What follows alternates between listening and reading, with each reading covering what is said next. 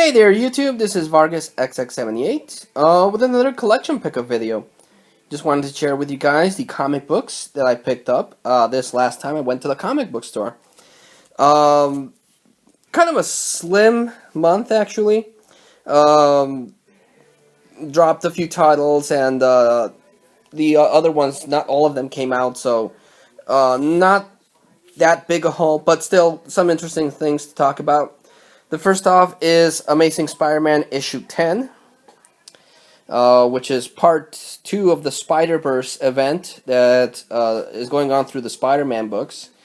And this is basically, there's like these order of Morloons that are going through the multiverse, feeding on Spider-Man. So, Spidey-Ock went around recruiting his own team, and there's another team that's trying to take the fight to the Morloons. What's interesting here is that you have Spidey-Ock face off against Peter Parker, who eventually was able to get his body back. So that's interesting, and they have a lot of interesting crossovers. Like they have the Ultimate Spider-Man from the cartoon series team up with Ultimate Spider-Man Miles Morales. I think that's actually pretty interesting, and that continues in part 3 in Amazing Spider-Man number 11, which has the very short Spidey-Ock versus Peter Parker fight. So far, I'm digging this. Like I said, it has some very interesting team ups, and want to see what comes out of this. Even though, based on what happened in previous Amazing Spider-Man books, Doc Ock is gonna get sent back to another point in time. So, yep. Picked up the Amazing Spider-Man annual, and kind of wish I hadn't. I was hoping that this would tie into the Spider-Verse thing, at least better than that Spider-Verse issue that came out, but doesn't have anything really big on it. So it's a $5 book, and it's not even that thick. It's really disappointing. Picked up Avengers issue 38. The Avengers, led by an old Steve Rogers, are trying to track down the Illuminati. So Hank McCoy, who's part of the Illuminati, actually has to go to Cyclops for help. So that's interesting. And then I picked up Avengers issue 39, which has them fighting proper. Avengers will end in 5 months, so this title is going to end. I don't know if it's going to end by the time that Secret Wars comes out, but honestly, Uncanny Avengers ended. They're going to reboot it soon. Avengers is going to end, and I'm honestly doubtful if I'm going to pick it up. So yeah, I'm only going to stick with Avengers until this run ends, and then I'm going to drop Avengers, because I'm really sick of Marvel canceling titles and then relaunching them with brand new number ones. I'm actually thinking if I'm even going to pick up Secret Wars. I probably will, because like I've mentioned so many times before, I'm a huge mark for what if stories, and that Secret Wars thing is going to be one big what if story with the Beyonder that brings together all these realities to fight amongst themselves. So that seems interesting. But we're still going through this Marvel event, which is the Axis event, where in an effort to stop the Red Onslaught, they used Chaos Magic and Order Magic to try to stop him. But then they inverted the heroes. The heroes are villains, the villains are heroes, so that's caused a whole bunch of problems now, and it's not sure what's going to happen after this. The X-Men turn evil, and they side with Apocalypse against the humans, and the Avengers are like basically cutting off from S.H.I.E.L.D. and hurting people. So that happens here, and then in issue 7, you have Deadpool going off against Apocalypse. Deadpool's now a pacifist because of the inversion wave, and the villains team has to stop the X-Men, who want to purge the Earth of humans. Also, it's very weirdly hinted that the Scarlet Witch and Quicksilver are not Magneto's kids. I read somewhere that this is a way for Marvel to get the rights and keep the rights for those two, because I also read a rumor that they might now no longer be mutants but Inhumans. So that way, if Marvel tags them as Inhumans, then Fox doesn't own the rights to them anymore. I guess that's if that's true, that might be the plan. But yeah, I don't know. The concept seemed interesting, to have villains turn into heroes, because you have Carnage being a hero, and then they have the X-Men as villains. So, but I don't know. The execution hasn't really won me over, and I think it's only 2 issues. It's going to be a 9-issue miniseries. So I hope it picks up in the last 2 issues, because I don't know. They're probably going to reset everything somehow. But after this, if they do reset, people are going to hate the mutants again, so I guess that's going to be the status quo. I don't know. But yeah, this is sometimes hit or miss. It has some interesting concepts, but I don't know about the execution. Picked up Batman and Robin, issue 36, where Batman and the Bat Team go to Apokolips to try to retrieve Damian's body from the Descendants of Apokolips. A really good story. It's gonna come to the head in 37, and then after that is Robin Rises. Alpha is gonna come out, and I read that they're gonna give Damian superpowers. So it's gonna be interesting how they handle that, because Damian at the end redeemed himself, but he was not. He was a very anti-heroish kind of guy. And he's a kid, so if you give that kind of kid superpowers, it's not going to work out very well. But it's going to be interesting to see what they do with this. So I'm looking forward to that. Picked up Justice League issue 36. This is also very interesting. Lex Luthor took the remains of an Amazo bot and developed a virus to target metahumans. So the virus leaked out, and now it's affecting everyone. It's giving normal people superpowers, but it burns them out and starts killing them.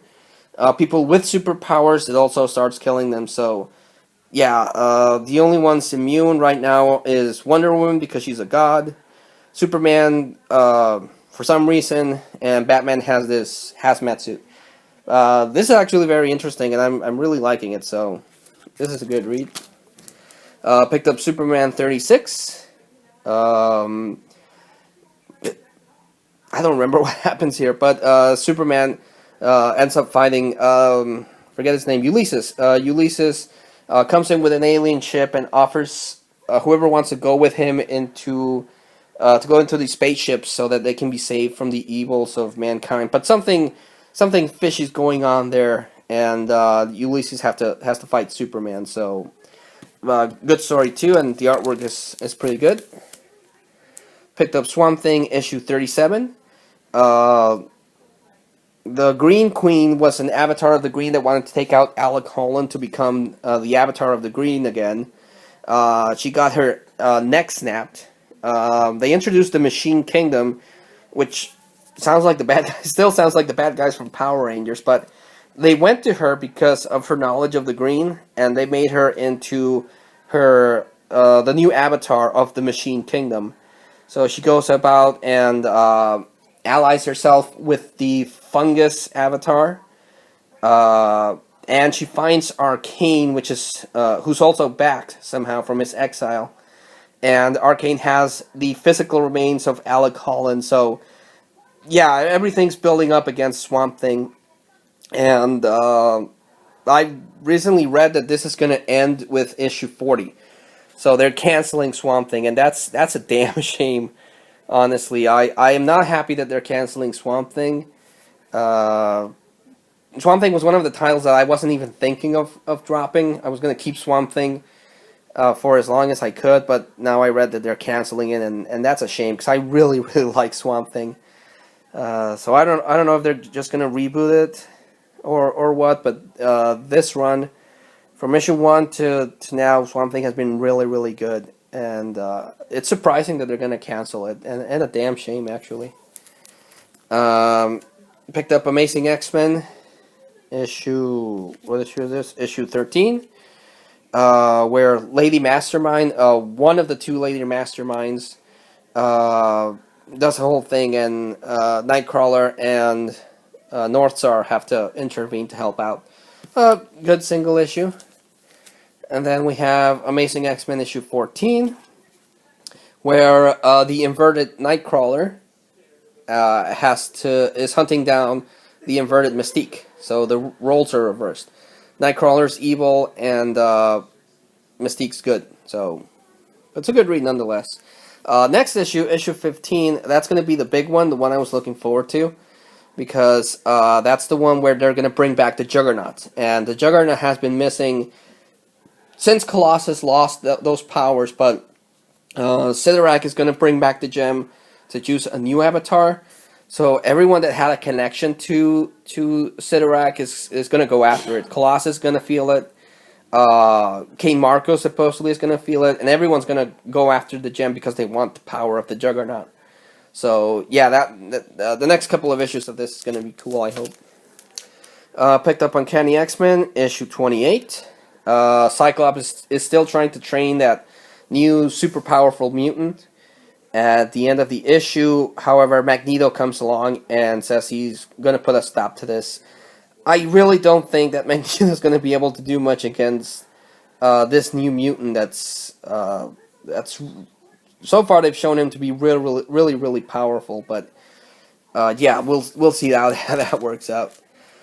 Picked up the Uncanny X-Men annual because Eva, this new mutant that popped out, has the power to control time. She can create time bubbles to freeze people. She can jump people forward in time, and for a moment there, she was lost in time. And this and all new X-Men annual is going to fill in the gaps of that. It's going to show what happened to her while she was kind of traversing through the time stream. So this was actually a pretty good read. I really like this, and it does show a glimpse at a possible future for the X-Men, so this was pretty good. Picked up Witchblade, issue 179. Witchblade and her new partner go about hunting a demon, and I was thinking of dropping Witchblade, but issue 180, the next issue, is finally gonna say what happened to the Darkness, because when Ron Mars came back into the book, it was years after, and the Darkness was dead. So issue 180 is going to actually explain what happened to the Darkness and how Sarah Passini had to kill Jackie Estacado. So I'm going to keep Witchblade until I read those. Picked up Wonder Woman issue 36. This is the new creative team that took over from Brian Azzarello's awesome run. They kept some things. Wonder Woman is still the God of War. The artwork by David Finch is pretty good. But I really like Azzarello's run, and this picks up some things, and it sets up Wonder Woman in a really dark place because her mother, Hippolyta, the statue of her mother kind of melted, so now she doesn't have apparently any hope of getting her back. But yeah, I'm honestly thinking of whether or not I'll keep picking up Wonder Woman. But they're going to cancel Swamp Thing, so I guess I can, unfortunately, have Swamp Thing canceled and then keep picking up Wonder Woman, because I do have to cut down on some comic book collecting for reasons I will talk about later, but because I already got married, so that's out of the way. But yeah, since I'm a married man, I don't have that much time to read comic books anymore. I don't have as much time. I don't have as much disposable income, so I am trying to cut down some of the books.